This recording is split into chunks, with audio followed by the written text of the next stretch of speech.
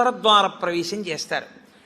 అటువంటి ముక్కోటేకాదశి తిథి నాడు మీరు భగవత్ సంబంధంగా ఏది చేసినా కూడా దేశకాలాదులను అనుసరించి కోట్ల రెట్లలో ఈశ్వరుడు దాని ఫలితాన్ని ఏర్పాటు చేసేస్తాడు.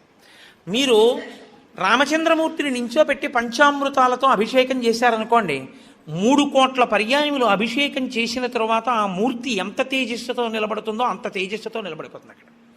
ఇప్పుడు ఆ వంశానికి ఆ దేవాలయానికి ఎంత శక్తి వచ్చేసిందో మీరు ఆలోచించండి. మీరు ఒక తులసిదళం పట్టుకొచ్చి శ్రీ మహావిష్ణువుకి ఇచ్చారనుకోండి, మీరు 3 కోట్ల తులసిదళాలు పట్టుకొస్తే ఏ ఫలితమో ఆ ఫలితం ఇస్తారు. 3 కోట్ల ఏకాదశుల్లో 3 కోట్ల తులసిదళాలు పట్టుకొచ్చి ఇచ్చిన ఫలితం. మీరు రేపొక్కసారి శ్రీరామ రామ రామేతి రమే రామే మనోరమే అన్నారనుకోండి, 3 కోట్ల పర్యాయములు విష్ణు సహస్రాన్ని పారాయణ చేసిన ఫలితం వేస్తారు. రేపు అన్ని 3 కోట్ల మీద వేస్తారు. రేపు మీరేమీ చేయలేదనుకోండి, 3 కోట్ల పాపాలు చేసిన ఫలితం వేస్తారు.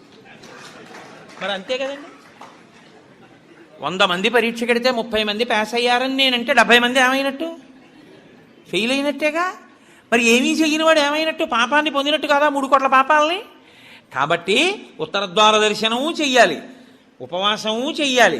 ఇందులో ఎవరెవరు ఏ మినహాయింపులో కెడతారో మినహాయింపును అనుభవించినా తాను చెయ్యగలిగింది చెయ్యాలి. నేను ఏమీ చెయ్యలేని వాడిని అనడానికి మాత్రం నీకేమీ లేదు. నువ్వు అసలు కదలలేని వాడు అయితే ఇంట్లో కూర్చుని గోవిందనామైనా చెప్పాలి. కాబట్టి రేపొక్క రోజు ఉదయం నుంచి కనీసం రాత్రి నిద్రపోయే వరకు జాగరణ చేయకపోయినా, నిద్రపోయే వరకు భగవన్నామమునందు మాత్రమే నిబద్ధుడయ్యుంటే అంతకన్నా భాగ్యమే ఉంటుంది.